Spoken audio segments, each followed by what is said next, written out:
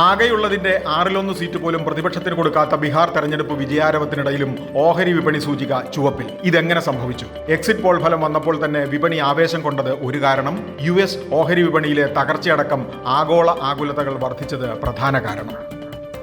മുത്തൂറ്റ് ഫിനാൻസിന്റെ വിപണി മൂല്യം 1.5 ലക്ഷം കോടി രൂപയ്ക്ക് അരികെ. ഓഹരി വില ഇന്ന് ഉയർന്നത് 10%. ഈ സാമ്പത്തിക വർഷത്തിന്റെ രണ്ടാം പാദ ലാഭം 2412 കോടി. കമ്പനി ലോക്കറുകളിലെ ഈട് സ്വർണം 209 ടൺ. വിപണി മൂല്യത്തിൽ കേരള കമ്പനികളിൽ മുത്തൂറ്റ് 1-ാം സ്ഥാനത്ത്. മലയാളം ന്യൂസ് ചാനലുകളുടെ പുതിയ ബാർക്ക് റേറ്റിംഗിൽ 1-ാം സ്ഥാനം നിലനിർത്തി ഏഷ്യാനെറ്റ് ന്യൂസ്. റിപ്പോർട്ടർ 2-ാമത്, 24 ന്യൂസ് 3-ാമത്. വാർത്താ ചാനലുകൾ കാണുന്നവരുടെ എണ്ണം കുറഞ്ഞു വരുന്നതായി കണക്കുകൾ. അതേസമയം അണിയറയിൽ പുതിയ ചാനലുകൾ ചമയത്തിൽ.